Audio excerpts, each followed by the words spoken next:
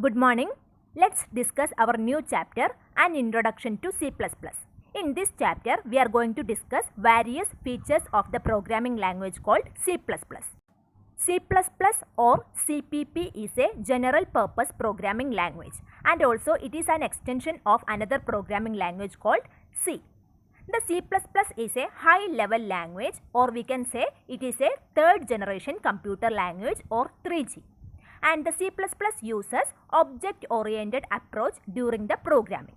A programming language can follow any one of the two approaches, either object-oriented approach or procedure-oriented approach. So here the C++ follow object-oriented approach because the C++ language views a problem in the term of objects involved rather than the procedure for doing it. And also we can run this programming language on variety of platforms such as Windows, Mac operating system and various versions of Unix. C++ is a free programming language and can be easily downloaded. It is one of the fastest programming language in this world. Now let's discuss what is header files. Header files are used in a programming language to define the layout of data contained in a program. So we can simply say that the C++ has numerous libraries that include predefined functions to make the programming easier. So the header files contain a set of predefined standard library functions. So we can use the header files either in C or C++ programming language to define the layout of data included in our program, and also we can define the various procedures and declarations we are going to use in our program. And these header files can be used in other programs also. So the header files are not declared for single program, it can be used for any programs. Usually the header files are useful at the time of cross-reference. All the programs using a single header file can be automatically changed by changing the header file.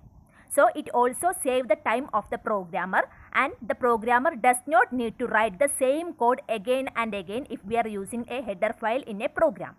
To add the header files in our program, we have to request to use the header files in our program with the pre-processing directive called #include. So for every header files, the starting is called #include. After that only we will define the predefined library we are going to use in our program. And all the header files have an extension called .h. By including a header file, we can use its contents in our program. Now we are going to discuss what is variable and how we can declare variables in the C++. A variable is a location in the computer memory which can store data and is given a name for easy reference, which means that a variable is nothing but a name given to the storage area that our program can manipulate. Each variable in C++ has a specific type, which determines the size and layout of the variable's memory. Before a variable is used in C++, it is to be declared or defined. So, the declaration of a variable will help the compiler to reserve the appropriate amount of space and the location in the computer memory. The name of a variable can be composed of letters, digits and the underscore character, but it must be begin with either a letter or an underscore. The uppercase and lowercase letters are distinct because C++ is a case sensitive language.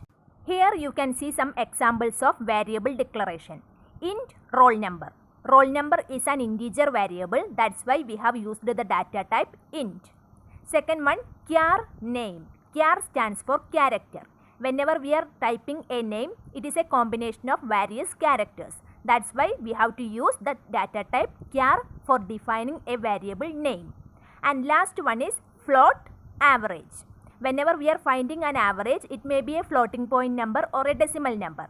So for indicating such kind of data, we are using the data type called float. So this is how we can declare various variables in our C++ program. So whenever we are using various variables, first we have to declare these variables like this. Then only we can use the variables in our program. Next we are going to discuss what is the basic structure of a C++ program. Which means that whenever we are writing a C++ program, first what we have to type and what are the order of writing the codes. Now let's check the structure of the C++ program. So a C++ program always start with the inclusion of the header files. So first we have to define the header files. The header files always start with the hash symbol. Then we have to give include. Then only we have to mention the header files. And after that we have to give void main. The main function we have to declare first. And we have to give a curly open bracket. After starting the open bracket, we can mention various C++ statements. And finally, we have to use the closing curly bracket. So this is the basic structure of a C++ program. So depending upon the nature of the program, the C++ statements may vary. Now let's check how we can open a C++ programming window. Here you can see Turbo C++. It is a free programming software we can easily download. So we have to double click on this window to open the C++ programming window. This is our C++ programming window. Whenever we are clicking on the arrow in the right side, we can extend the window.